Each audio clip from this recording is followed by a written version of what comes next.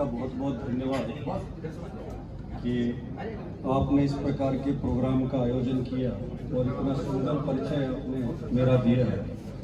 तो मंच पर आसीन माननीय न्यायमूर्ति श्री पीयूष अग्रवाल जी को मेरा नमन प्रणाम, माननीय अभिलाषा गुप्ता जी नंदी जी महापौर प्रयागराज को मेरा नमन, अभी मंच से जा चुके परम आदरणीय मुनीष जी सह प्रांत प्रचारक काशी क्षेत्र, जिन्होंने के बड़ा ही अच्छा वक्तव्य दिया और हम सब लोगों को एकदम से जोड़ दिया और हर एक व्यक्ति को ऐसी प्रेरणा दी कि वो अपने जीवन में कुछ करे। मंच पर आसीन माननीय श्रीमती स्वाति सिंह जी पूर्व मंत्री उत्तर प्रदेश सरकार, हमारे मित्र अशोक चौबे जी, अजीत सिंह जी और अजीत विक्रम सिंह जी और Brajesh Mishra ji, thank you very much for organizing such a wonderful event and I am feeling really great that I have been here, so thank you so much।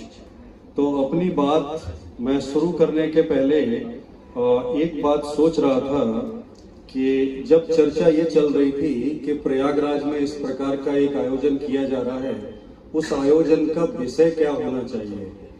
तो जब मैंने देखा कि जब हम प्रयागराज की बात करते हैं, जब हम तीर्थराज की बात करते हैं, तो वहां पर तो सारे विषय और विकार समाप्त ही हो जाते हैं। तो ऐसे आयोजन के अंदर किस प्रकार के विषय का चुनाव किया जाए। तो जब हम ये देखते हैं कि जब प्रयागराज जो कि संगम है ऐसी 3 नदियों का, जिनमें से एक नदी माँ गंगा, तो ये जो गंगा है जिसके के अंदर पहले से ही इस प्रकार के औषधीय गुण मौजूद हैं जिनको कि हम बैक्टीरियोफेज के रूप में जानते हैं। और हम ये भी जानते हैं कि गंगा को अनुशासित करने का काम स्वयं भगवान शंकर ने किया था। तो गंगा तो अभी तक अनुशासित रही, लेकिन हम जो ह्यूमन बीइंग है, जो मनुष्य है, वो अनुशासन विहीन धीरे धीरे होता जा रहा है, जिसके कारण गंगा भी अपने प्रदूषण के कारण जो है क्या है, बहुत ही शायद शर्मिंदा महसूस करती होंगी। तो हम जब ये कहते हैं कि गंगा हमारी माँ है, तो जब हम ऐसा मानते हैं और माँ का जब नाम आता है, तो जिसको माँ के मर्म का ज्ञान है, जिसको इस मर्म तत्व का पता है, जिसको प्रेम तत्व का पता है, तो उससे हम यही बात निकलती है कि जहाँ पर प्रेम होता है वहां पर समर्पण होता है, और जब भाव समर्पण का आ गया तो सेवा स्वतः उत्पन्न हो जाती है। तो जिस प्रकार से हम अपनी माँ की सेवा करते हैं, उसी प्रकार हम धन्य हैं कि इस प्रकार की एक नगरी में हम लोग रहते हैं और वहाँ की माँ यानी कि माँ गंगा जो कि पूरे विश्व की माँ है, जो कि पूरे भारतवर्ष की माँ है, उसका पूर्ण रूप से गतिशील रहना, उसका स्वच्छ रहना, उसका अविरल रहना, उसका अनवरत बहते रहना, ये हम सब लोगों की एक जिम्मेदारी बन जाता है।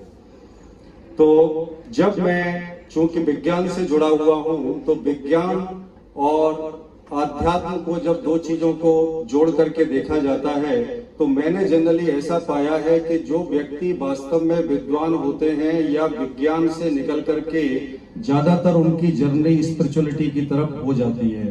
तो मैंने हमेशा ऐसा माना है कि science is the tool to attain the spirituality, कि जब यदि आपको ज्ञान हो गया तो ऑटोमेटिकली आप स्पिरिचुअलिटी की तरफ चले जाते हैं। तो जब इसी प्रकार के काफी सारे वक्तव्यों को जब मैंने देखना शुरू किया, खास करके एक बात से मैं बहुत ज्यादा प्रभावित हुआ जब 2016 के अंदर योरिसेमी नामक वैज्ञानिक को ऑटोफेजी के लिए जो है नोबेल प्राइज मिला, जो कि जापान के वैज्ञानिक थे। और जब हम ऑटोफेजी की बात करते हैं तो उससे हमको पता चलता है कि ऑटोफेजी के जो कॉन्सेप्ट है वो तो हमारे ऋषि मुनियों ने हमको हजारों सालों से दिया हुआ है, जिसमें कि उनके रिसर्च ने बताया कि यदि आप इंटरमिटेंट फास्टिंग करते हो, यानी कि जब आप ऑटोफेजी को एक्टिवेट कर लेते हो, 2 खानों के बीच में आप 10 से 12 घंटे का अंतर रखते हो, तो आपके अंदर ऑटोफेजी एक्टिवेट हो जाती है, जिससे कि कीटोजेनेसिस की साइकिल शुरू होने के बाद में फैट बर्न होता है, और अंतिम प्रक्रिया के अंदर आपके शरीर के अंदर जितने भी सड़ी गली कोशिकाएं हैं, जो सेल्स हैं, जो टिश्यूज हैं, उनका भी धीरे धीरे वो पाचन करके उनके जो न्यूट्रिएंट्स हैं, उन न्यूट्रिएंट्स का उपयोग करके बायोजेनेसिस की प्रोसेस को स्टार्ट करके आपके शरीर के अंदर नई कोशिकाओं का निर्माण करती हैं, जिससे कि आप बहुत सारी बीमारियों से बच सकते हैं। तो इस प्रकार की जब मैंने देखा कि कहीं ऐसा तो नहीं हो रहा कि जितने भी हमारे उपनिषद या शास्त्रों के अंदर जो बातें संस्कृत में लिखी हुई हैं, उनका अगर केवल अंग्रेजी ट्रांसलेशन कर दिया जाए और एक अच्छे रूप में उसको प्रेषित कर दिया जाए तो उन विषयों के ऊपर जो है नोबेल प्राइज मिल जाता है। इसी प्रकार से जब ऋषि मुनि उस काम को करते थे तो उसको बोला जाता था कि ये एक थ्योरी के रूप में है, थ्योरेटिकल है, इसका प्रमाण नहीं है क्योंकि इसके ऊपर प्रयोग नहीं हुए हैं।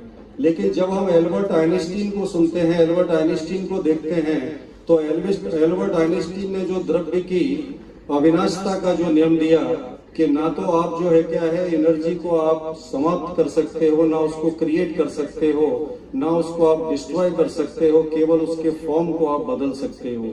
तो यही बात तो हमारा गीता कहता था। और जो एल्बर्ट आइंस्टीन है वो कोई प्रायोगिक वैज्ञानिक नहीं थे, एल्बर्ट आइंस्टीन थ्योरेटिकल साइंटिस्ट थे। एल्बर्ट आइंस्टीन ने इस बात को प्रूव करने के लिए कोई एक्सपेरिमेंट नहीं किया, उन्होंने सिर्फ मैथमेटिकल एक्सप्रेशंस किए जो कि थ्योरी का ही सिद्धांत है। तो जब हम कहते हैं कि नैनन छिदंती शस्त्राणी नैनन दहत पावक न चैन क्लद्यांत न शोषयत मारुत, तो जब इसको संस्कृत में कहते हैं तो ये अंग्रेजी का नियम नहीं बनता है।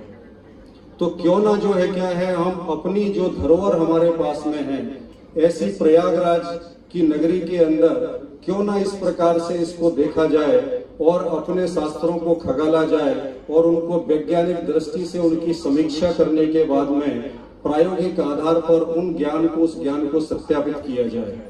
नहीं तो ऐसा ही होगा जैसे कि न्यूटन ने गुरुत्वाकर्षण की खोज की। अगर न्यूटन ने गुरुत्वाकर्षण की खोज नहीं की होती थी तो पहले भी सेब नीचे गिरता था। हम लोगों ने उसको सहज भाव से ले लिया कि हाँ भाई ऊपर से चीजें नीचे ही गिरती हैं, लेकिन हमने ये क्वेश्चन नहीं पूछा कि नीचे ही क्यों गिरती हैं। बस यही चूक हो जा रही है हमसे। इस चूक को हमको सुधारना है, अपने बच्चों को प्रेरित करना है, स्टूडेंट को प्रेरित करना है, खुद को प्रेरित होना है, जिससे कि हम इस प्रकार के सवालों को पूछ सकें कि कोई काम होता है तो क्यों होता है। नहीं तो ऐसा ही होगा कि एक दिन एक नई थ्योरी आएगी, एक नया नोबेल प्राइज आएगा और उसमें वो बताएंगे कि धूप में कपड़े डालने से सूख जाते हैं। हमने तो बड़े सहज भाव में ले लिया क्योंकि हम तो रोज ही करते हैं ये क्या है, लेकिन वो आपको इसका थ्योरी बताएंगे और तब आपको लगेगा कि ये कोई नया ज्ञान हो गया जो है। तो इस प्रकार से मैं इन्हीं बातों के दरमियान अपनी बात कहना चाहूंगा और चाहूंगा कि आप इनमें से कुछ चीजें अपने साथ लेकर के जाएं जो कि आपके लिए उपयोगी हैं। मेरा ज्यादातर अध्ययन जो है वो मेटाबॉलिक डिसऑर्डर डिजीजेस के ऊपर, जिसमें कि डायबिटीज, हाइपरटेंशन खास करके, इसके बाद में ज्यादातर जो मेरा जो अध्ययन है वो कैंसर बायोलॉजी के ऊपर है, जिसमें कि खास करके मॉलिक्यूलर ऑन्कोलॉजी के ऊपर है।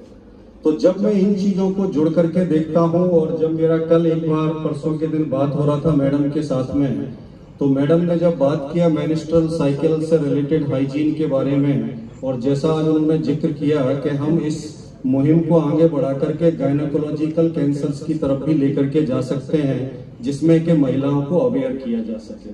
तो मैं एक डेटा देख रहा था, उस डेटा में यदि आप गायनोकोलॉजिकल कैंसर्स को देखेंगे तो जिसमें के 5 मुख्य रूप से कैंसर हैं, जिनके के अंदर सबसे पहले आता है सर्विकल कैंसर, फिर एंडोमेट्रियल कैंसर जिसको यूट्राइन कैंसर भी बोलते हैं, या फिर आपका वेजाइनल कैंसर और जो है वोल्वा कैंसर, या फिर ओवेरियन कैंसर। ये सारे के सारे जो कैंसर हैं वो गायनोकोलॉजिकल रिप्रोडक्टिव सिस्टम से जुड़े हुए कैंसर हैं। और भारतवर्ष के अंदर कम से कम 70% जितने भी केसेस कैंसर के होते हैं उनमें से 70% केसेस में महिलाएं कैंसर का शिकार होती हैं। तो ये अपने आप में एक बहुत बड़ा नंबर हो जाता है। चूंकि मैडम ने सर्विकल कैंसर की बात करी, उसके डेटा के ऊपर यदि हम जाते हैं तो भारतवर्ष के अंदर लगभग 1,30,000 महिलाओं को सर्विकल कैंसर हर वर्ष डिटेक्ट होता है। जिसमें से लगभग जो है क्या है 70% महिलाओं को हम नहीं बचा पाते हैं। 70% मतलब आई मीन 70,000 आउट ऑफ 130,000। तो कम से कम ये जो है वो कम से कम 60% के ऊपर जो महिलाएं हैं वो अपने आप को इस जर्नी में खो देती हैं, जिनकी की उम्र लगभग 36 से लेकर के 64 साल के बीच में। तो आप समझ सकते हो कि हम कितना बड़ा एक तो वर्किंग कैपिटल खो रहे हैं, एक शायद माँ को खो रहे हैं, बहन को खो रहे हैं, पत्नी को खो रहे हैं, और इस प्रकार से पूरा का पूरा जो परिवार है वो एक इस प्रकार के वातावरण में जीता है।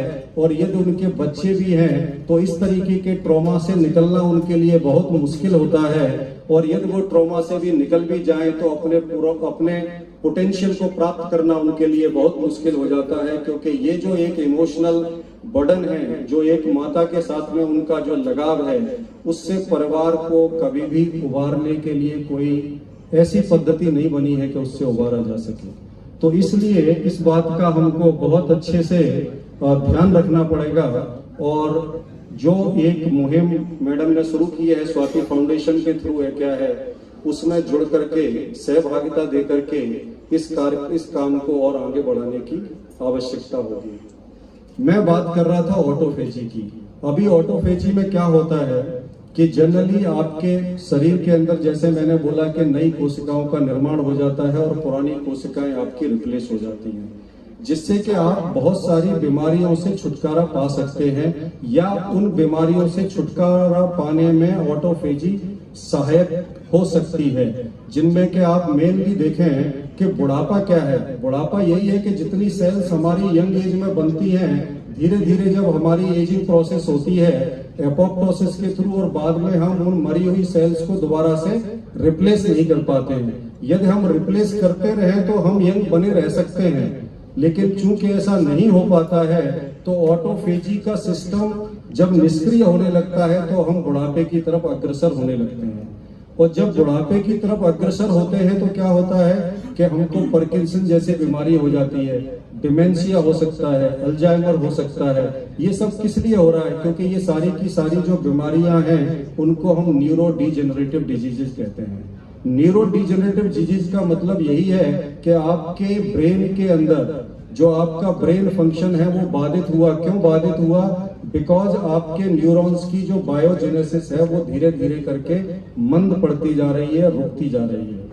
अब आप उतनी संख्या के अंदर न्यूरॉन्स नहीं बना पा रहे हैं जितने न्यूरॉन्स की शायद हमको आवश्यकता है।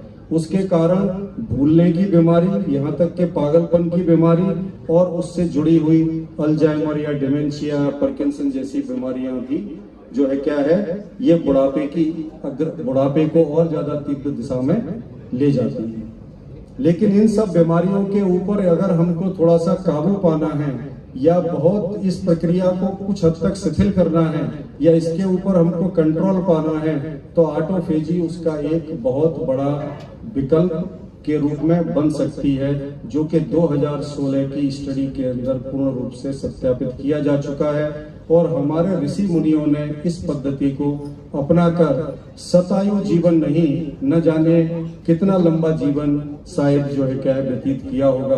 तो इसलिए मेरा मानना क्या है कि हेल्थ, हैप्पीनेस और लॉन्जिटिविटी, इन तीनों चीजों के अंदर जब तक हम सामंजस्य नहीं बिठा पाएंगे तब तक जो है हम मानव जीवन को पूर्ण रूप से सार्थक भी नहीं कर पाएंगे। क्योंकि जब आप हेल्दी होंगे तो आप खुश होंगे, और जब आप खुश होंगे, हेल्दी होंगे तो आप जीना चाहेंगे।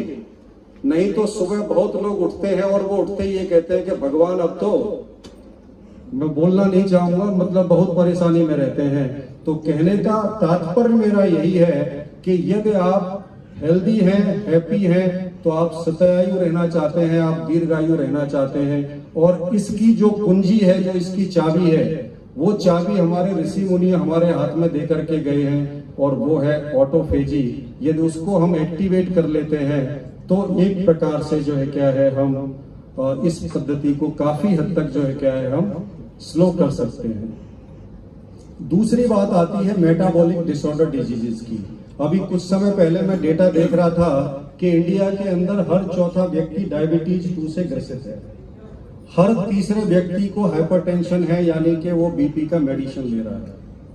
अच्छा, अभी ये सब प्रक्रिया है, इनमें से कितने लोग हैं जिनको के बीपी और डायबिटीज हो, जो कि जिनका के डॉक्टर इलाज भी कर रहे हैं वो ठीक हो गए हो? जरा हाथ उठा दें जो लोग ठीक हो गए हो।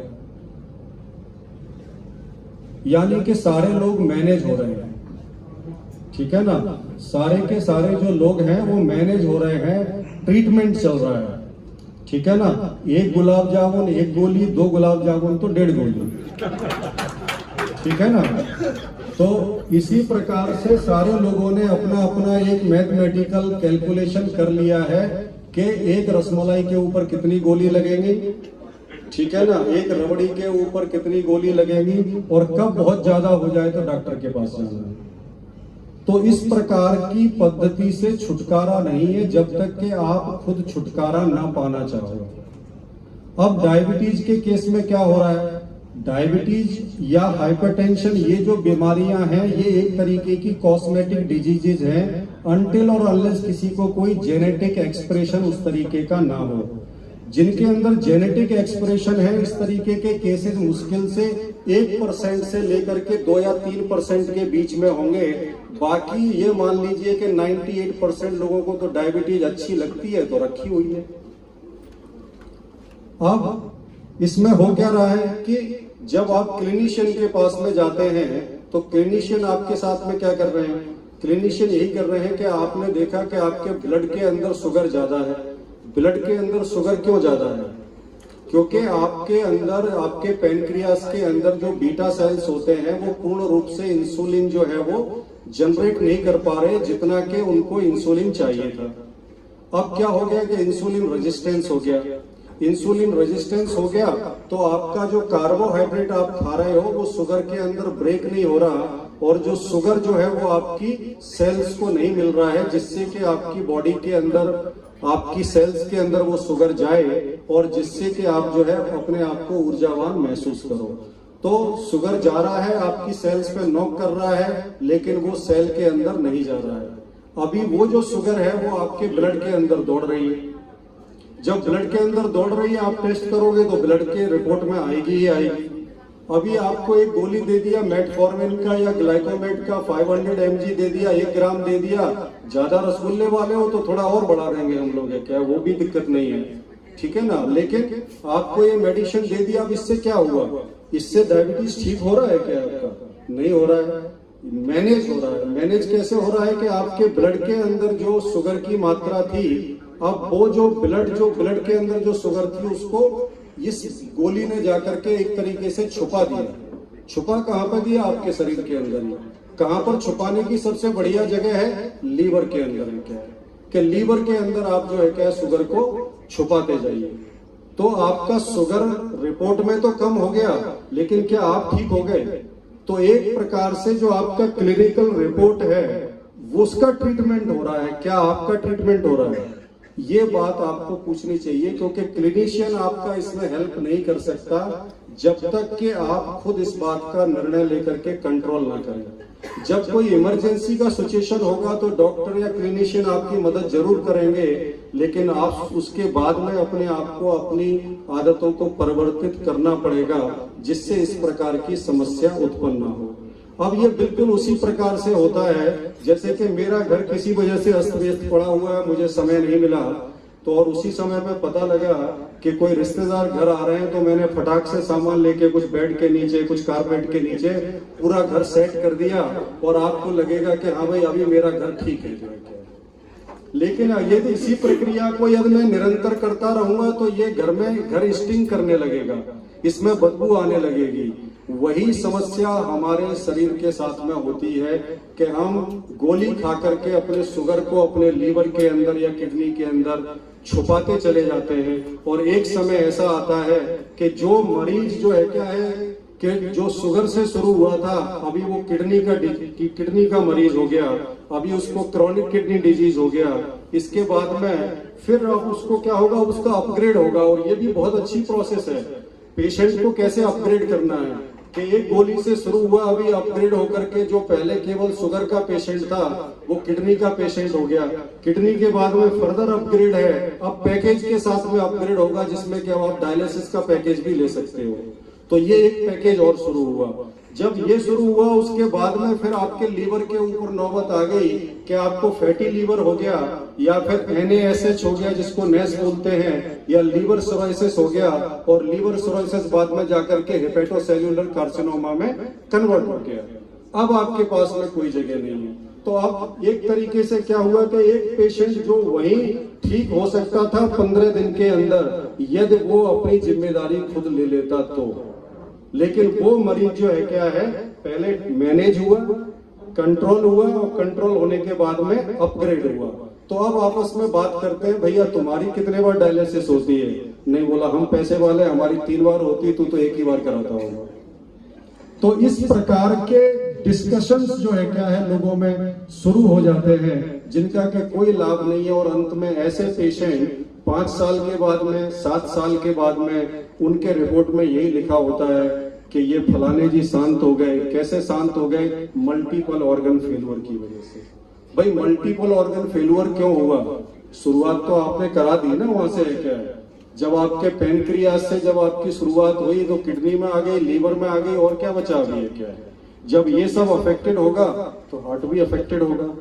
तो इस प्रकार से ये जो इस प्रकार के ट्रीटमेंट हैं, उन ट्रीटमेंट को जब बहुत ही जरूरी हो, इमरजेंसी हो, पक्का लीजिए, लेकिन उसके बाद में अपने बॉडी का कंट्रोल खुद लीजिए। आप अपने घर के अंदर कोई छोटी मशीन लेके आते हैं, वॉशिंग मशीन भी लेके आते हैं, उस वॉशिंग मशीन का भी आप सबसे पहले यूज करने के पहले उसका आप मैनुअल पढ़ते हैं। ये बॉडी जो है क्या है, वो सबसे कॉम्प्लेक्स मशीन है। कितने लोग हैं जिन्होंने इसका मैनुअल पढ़ा है?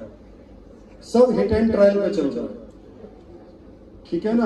आपने खाना खाया, उसके बाद में पेप्सी डाला, कोका कोला डाला, जो मर्जी है जो डाला, जो आपकी गाड़ी का जो टंकी है 50 लीटर का, उसका आप ध्यान रखते हैं, ये 2.5 लीटर की टंकी ऐसे ही परेशान है। जिस दिन आप इसकी केयर करना शुरू कर दोगे, उस समय पर जितने भी गारंटी के साथ में जो मेटाबॉलिक डिसऑर्डर या मेटाबॉलिक सिंड्रोम से रिलेटेड ये जो बीमारियां हैं, वो बीमारियां पूर्ण रूप से जो है क्या है हम ठीक कर सकते हैं, ये काबू पा सकते हैं, और इस प्रकार की दवाइयों से बच सकते हैं। अगली बात मैं करना चाहूंगा हाइपरटेंशन की। अभी हाइपरटेंशन में क्या होता है कि हाइपरटेंशन के अंदर के आपकी जो आर्टरीज हैं, तो आर्टरीज जो है वो एक प्रकार से आप देखिए इस तरह से होती हैं। ये इंटरनल आर्टरी है और ये बाहर का इसका मान लीजिए कि ट्यूब है। इसके बीच में क्या होता है कि जो कैल्शियम का जमना शुरू होता है, कैल्शियम अंदर नहीं जमता है, कैल्शियम जिसको हम प्लेक कहते हैं वो बाहर की साइड पर जमता है। धीरे धीरे करके इसको जब वो प्रेस करते जाते हैं तो ये नैरो होती जाती है, जिसकी की वजह से हमको हाइपरटेंशन या ब्लड प्रेशर शुरू होता है। अब समस्या कहाँ पैदा होती है? समस्या यहाँ पैदा होती है कि जिस व्यक्ति की आर्टरीज 90% भी ब्लॉक है उसको हार्ट अटैक नहीं होता है। ऐसा व्यक्ति अगर क्लिनिशियन के पास में जाएगा तो उसका EKG भी ठीक आना है, ECG भी ठीक आना है, 2D इको भी ठीक आना है, स्ट्रेस टेस्ट TMT मशीन भी उसका ठीक ही आएगा, कोई दिक्कत नहीं है उसके अंदर है क्या है। लेकिन क्लिनिशियन एक बात को भूल जाते हैं या किसी वजह से नहीं कर पाते हैं, यदि वो उसका कैल्शियम स्कोर भी उस समय पर कर लें तो उनको पता चल जाएगा कि यदि इस व्यक्ति का कैल्शियम स्कोर हाई है तो that person is very prone to get a heart attack. तो इसीलिए इस प्रकार की जो आकस्मिक जो घटनाएं हैं कि कल तो अच्छे बैठे हुए थे आज सवेरे नहीं रहे, वो यही हुआ कि ये वाला जो प्लेक था, जो कैल्शियम जमा हुआ था, वो किसी वजह से यहाँ पर ब्रेक हुआ और ब्रेक करके जो आर्टरी 90% ब्लॉक थी अब वो 100% ब्लॉक हो गई। That lead to the heart attack. अब इसमें आपकी दवाइयां क्या कर रही हैं? दवाइयों के नाम बहुत अच्छे अच्छे नाम हैं। मैं उन दवाइयों के जब कोई नाम लेता है तो बड़े सेक्सी से नाम लगते हैं कि क्या चल रहा है भैया? एम्लोडोपिन चल रहा है। तुम्हारा क्या चल रहा है? टेलमिसार्टन चल रहा है। अच्छा तुम क्या ले रहे हो? लॉसार्टन ले रहे हो। नहीं, बोला मैं तो ये सब मिला के ले रहा हूँ, मेरा तो बहुत दिन हो गया। ठीक है ना। तो ये जो सारी जो दवाइयां हैं, इसके बाद में और जब आप एडवांस में जाओगे तो आप क्या ले रहे हो? अरे नहीं, मैं तो बहुत पैसे वाला हूं, मेरे तो बीटा ब्लॉकर चल रहे हैं। अच्छा, बीटा ब्लॉकर के बाद में अब क्या लेना है? अब इस बार डॉक्टर ने बताया जब दिक्कत हो तो ACH ब्लॉकर भी शुरू करेंगे। तो इस प्रकार से अपने आप को लोग गौरवान्वित महसूस कर रहे हैं कि उनको नई नई दवाइयों के नाम पता चल रहे हैं, नई नई दवाइयां ले रहे हैं। अब इस पूरी प्रोसेस में हो क्या रहा है? प्रोसेस में हो रहा है कि जिस व्यक्ति की दवाई बीपी की चल रही है, क्या उसका बीपी ठीक हो गया है? नहीं। बीपी की दवाई शुरू कैसे हुई? उस व्यक्ति का बीपी, लगभग ज्यादातर लोगों का बीपी ठीक ही है। मैं तो लोगों को एडवाइस करता हूं कि यदि आपका बीपी 150 है ऊपर का, तो दवाई तक की कोई जरूरत ही नहीं है। 160 या उसके ऊपर कांस्टेंट रहता है तो आप बीपी का मेडिकेशन ले सकते हो कुछ समय तक। उसके बाद में अपने डाइट में परिवर्तन करके वो दवाई भी बंद की जा सकती है। मैं उस डाइट पे भी आऊंगा जिस डाइट को लेकर के आप इन बीमारियों से मतलब केवल 3 हफ्ते के अंदर अपनी दवाइयों को आधा करके और 2 महीने के अंदर पूरी दवाइयां बंद कर सकते हो, यदि आप पूरी तरीके से नियम से रहो तो। डॉक्टर के संपर्क में रहो। अगर बाई चांस किसी दवाई को टाइट्रेट करना पड़ता है तो आपका क्लिनिशियन उसको टाइट्रेट भी कर सकता है। अब होता क्या है कि जब आपको हाइपरटेंशन होता है, किसी वजह से कोई तकलीफ हुई, डॉक्टर के पास में गए, तो 20 तो आपका बीपी जो है वो डॉक्टर को देख के ही बढ़ जाना है, ठीक है ना, जिसको कि हम बेस्ट में बोलते हैं व्हाइट कोट सिंड्रोम। जैसे ही सफेद कोट के अंदर डॉक्टर को देखा तो आपका बीपी जो 140 था वो 160 ऐसे ही हो जाना है। अब इस पद्धति में क्या होगा कि जब आपको ये बीपी की गोली मिलेगी तो इस बीपी की गोली से क्या वो जो आपके अंदर कैल्शियम जमा हुआ है वो हट जाता है? आंसर के नहीं हटता है। अगर हट जाता तो 1 महीने में हट जाता, 2 महीने में हट जाता, गोली बंद हो जाती है आपकी। लेकिन इसका मतलब ये है कि आपकी ये जो दवाइयां हैं वो आपके कैल्शियम को हटा नहीं रही हैं, आपकी जो आर्टरीज है उनकी इलास्टिसिटी को वापस लेकर के नहीं आ रही हैं। तो वो क्या कर रही हैं? वो यही कर रही हैं कि आपका ये जो हार्ट है, इस हार्ट को मान लीजिए अभी गर्मी का दिन है, कूलर सबको याद होगा, तो कूलर में एक होता है टुल्लू पंप है, ठीक है ना। अभी आपका अगर कूलर बड़ा है तो टुल्लू पंप का पानी आपने देखा कि आपको 4 फुट ऊंचा जाना चाहिए। अभी क्या हो रहा है कि आपकी मोटर जो है ये जल ना जाए, परेशान ना हो जाए या कुछ दिक्कत ना हो जाए, तो 4 मीटर की 4 फुट की जगह पे मैंने उसका कैपेसिटी कितना कर दिया? 2 फुट कर दिया। तो अभी 2 फुट कर दिया तो क्या हो जाएगा? प्रेशर कम हो जाएगा। तो उसी प्रकार से ये जो दवाइयां हैं वो हमारे हार्ट की एफिशिएंसी को कम कर देती हैं, जिसकी की वजह से आपका ब्लड प्रेशर आपके मेजरमेंट में कम आता है। अब इससे कौन सी बीमारी ठीक हो रही है भाई? तो जब इससे कोई बीमारी ठीक नहीं हो रही है तो इस प्रकार का जो मेडिकल साइंस है या तो वो लोगों को समझाया जाए, लेकिन जब मेडिकल साइंस पूरी तरीके से मेडिकल इंडस्ट्री में कन्वर्ट हो जाता है तो उसमें समझाने की गुंजाइश नहीं रहती है। इसलिए आप सब लोगों को जागरूक होकर के और मेटाबॉलिक डिसऑर्डर डिजीजेस के ऊपर काबू पाना पड़ेगा। जो इमरजेंसी है, कोई इस तरीके का इशू है, कोई जिसको के एड्रेस नहीं किया जा सकता है, ऐसी स्थिति के अंदर जरूर आपको क्लिनिशियंस की सलाह लेनी चाहिए। लेकिन जो इस तरीके की जो क्रॉनिक डिजीजेस हैं उनके ऊपर आप खुद से नियंत्रण पा सकते हैं। जब इन चीजों के ऊपर हमको नियंत्रण पाना है तो उसके लिए हमको क्या करना है?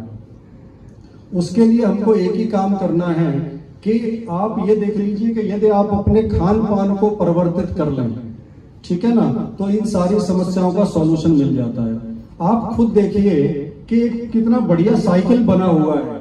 कौन सा साइकिल बना हुआ है कि जब हम मरीज को देखने जाते हैं तो 1 किलो सेब संतरा केले लेके जाते हैं और उसी हॉस्पिटल के बाजू में चाट का ठेला या समोसे या कचौड़ी की दुकान है, वहां पर केले देने के बाद में फिर हम यहाँ पे चाट पकौड़ी या समोसे खा रहे हैं उसी हॉस्पिटल के बाजू में।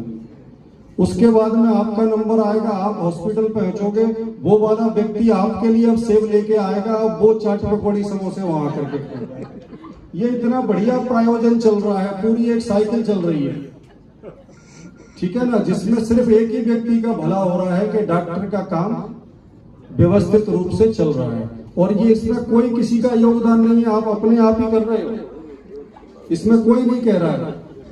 तो इस प्रकार से यदि हम अपने खान पान को जब तक बदलेंगे नहीं, जब तक उसके बारे में सोचेंगे नहीं, तब तक जो है क्या है, हम अपनी बीमारियों से निजात नहीं पा पाएंगे। तो आपको क्या करना है, आपको ये करना है कि सबसे पहले आप खाने को पहचानना शुरू कीजिए। खाने को कैसे पहचानना है कि जो खाना भगवान ने बनाया है उसे बोलिए that is the God food.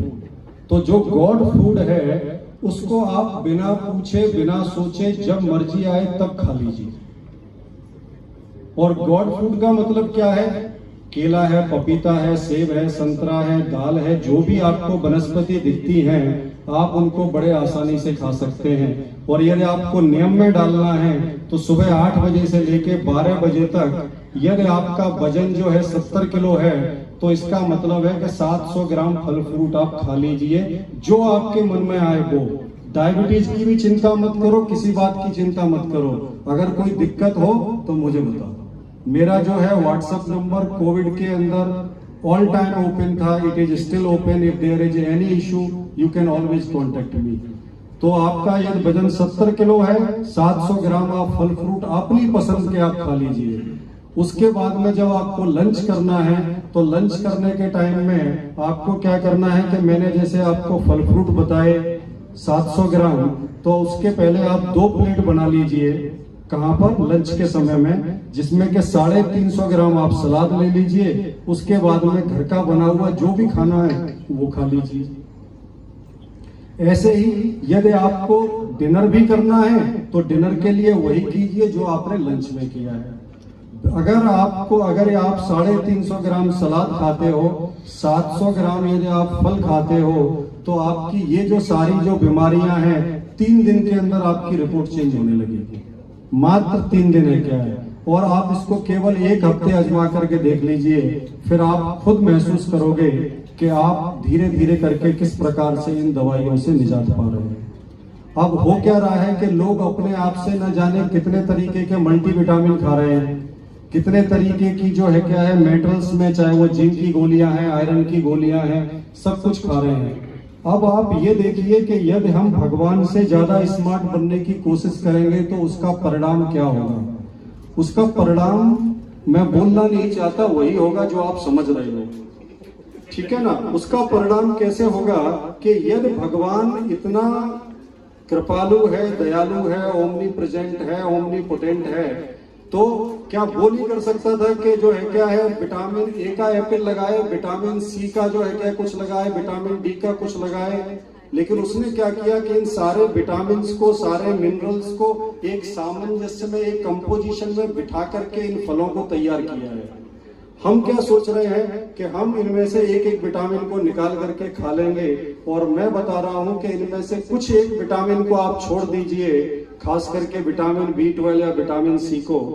ज्यादातर 90% विटामिन जो है वो आपके बॉडी में एब्जॉर्ब ही नहीं होते हैं और जाकर के आपके किडनी के ऊपर प्रेशर बनाते हैं, ऑस्मेटिक प्रेशर क्रिएट होता है, रेनिन एंजाइम का सिक्रिएशन होता है जो कि आपकी किडनी को भी परेशान करता है और बाद में आपके लीवर को भी परेशान करता है। तो इस प्रकार की कोई भी जो विटामिन है, पहली बात तो है अपनी मर्जी से नहीं लेनी है। क्लिनिशियन ने अगर आपको एडवाइस किया है तो उन्होंने कुछ सोच के किया होगा, ऐसा मैं मानता हूं, और उसको वो मॉनिटर भी कर रहे होंगे।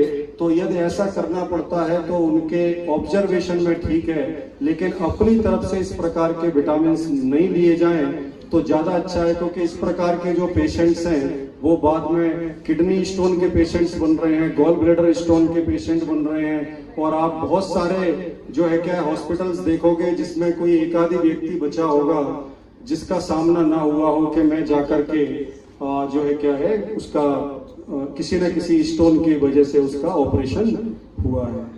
दूसरी बात क्या है कि मैं वापस उसी मुद्दे के ऊपर आता हूं, और अपनी सोच को थोड़ा सा सकारात्मक रखिए, क्योंकि जब बहुत सारे लोगों से बात होती है कि सुबह सुबह जब वो उठे और उठने के बाद में अगर उनको एक अच्छी सी कॉफी या चाय नहीं मिली तो then they call it is a bad day, कि ये बैड डे हो गया उनका। क्या भाई बैड डे कैसे हो गया, खराब दिन कैसे हो गया एक चाय या कॉफी के पीछे? जब आप उठते हो तो आप देखो कि सूरज एकदम सही समय के ऊपर निकला है, आपकी सांसें अभी भी चल रही हैं, हवा अभी भी बह रही है, तो तो जब हम इस प्रकार की पॉजिटिविटी को जब अपने चारों तरफ महसूस करेंगे तो जीवन जीने की कला हमको आ जाएगी, और जब जीवन जीने की कला आ जाएगी तो फिर ये जीवन बहुत ही अच्छा, बहुत ही सुंदर, बहुत ही सुगम, जीने लायक हो जाएगा, जो कि आपके लिए तो परिवर्तित करेगा ही, आगे आने वाली जनरेशन को भी हमेशा प्रेरित करेगा।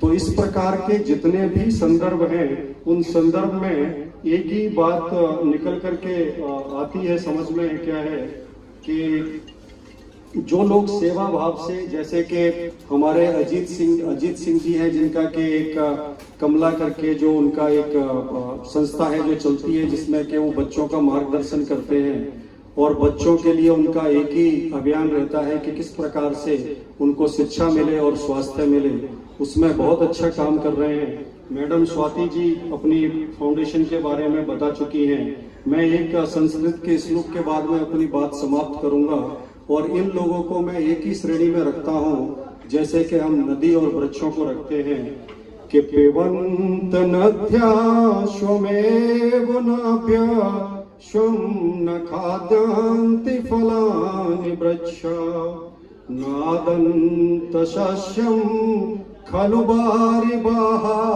परोपकाराय शन्ता विभूतये। तो जिस प्रकार से नदी अपना जल खुद नहीं पीती है, जिस तरह से वृक्ष अपने फल खुद नहीं खाते हैं, और जब बादल बरसते हैं तो बादल बरसने के बाद में आपकी फसल में से वो हिसाब लेने भी नहीं आते हैं। तो ये इस प्रकार के संतों से प्रेरित होकर के इस प्रकार के जो ऑर्गेनाइजेशन चल रहे हैं, वो बिल्कुल परोपकार की दृष्टि से चल रहे हैं, और ऐसे लोगों का हमको सम्मान करके इनके ऑर्गेनाइजेशन को जो है क्या आगे ले जाने का काम करना चाहिए। थैंक यू, धन्यवाद।